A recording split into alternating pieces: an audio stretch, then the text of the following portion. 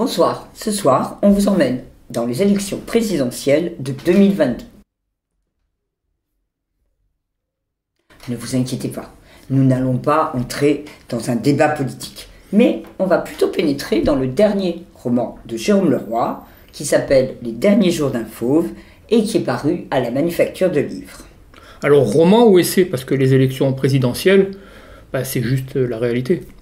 On va dire que ce sont des élections présidentielles et qui vont se dérouler en 2022.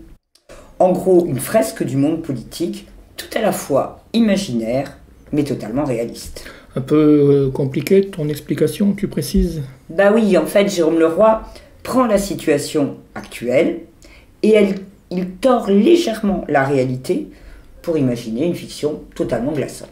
Donc on va quand même avoir la pandémie, Macron au pouvoir, qui se représente? Non. C'est pas un président, c'est une présidente. Elle s'appelle Nathalie Séchard et elle est arrivée au pouvoir, comme Macron en 2017, comme Macron à la tête d'un mouvement soi-disant nouveau, évitant les clivages droite-gauche. Soi-disant.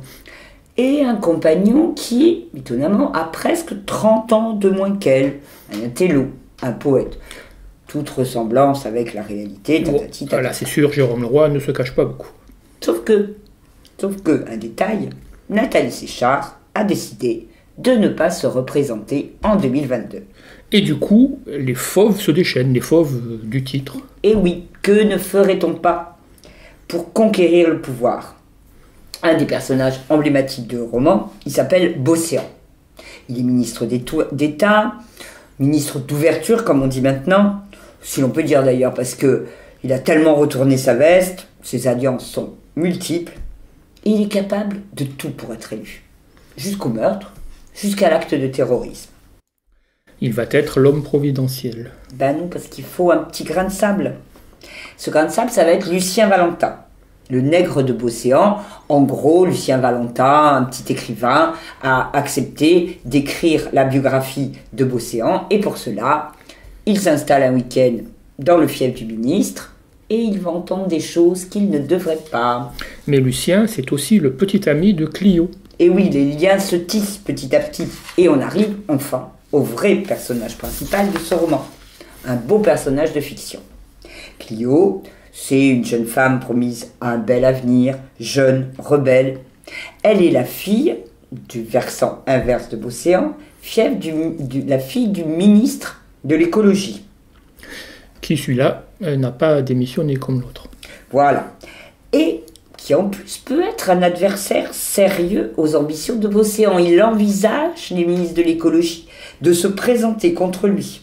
Donc Bosséan, tout le branle-bas de combat, on réactive les officines privées, les liens avec les barbouzes, y compris les liens avec la police nationale et officielle. En gros, Bosséan est prêt à tout pour servir ses desseins. Et pour abattre l'adversaire, si on s'en prenait à sa fille. Exactement. Et la mécanique décrite est terrifiante, car à la fois totalement crédible, mais digne des polars les plus noirs. Un thriller politique, en quelque sorte. Mieux que ça. C'est, on va dire, un grand roman des temps modernes, à la construction parfaite.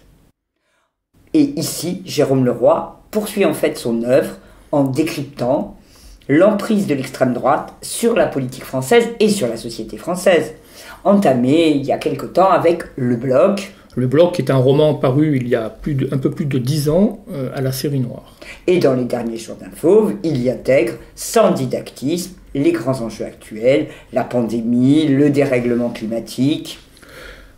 En quelque sorte, ça serait un roman à conseiller à Sciences Po. Tout à fait, et pas seulement là. Bonsoir. Bonsoir.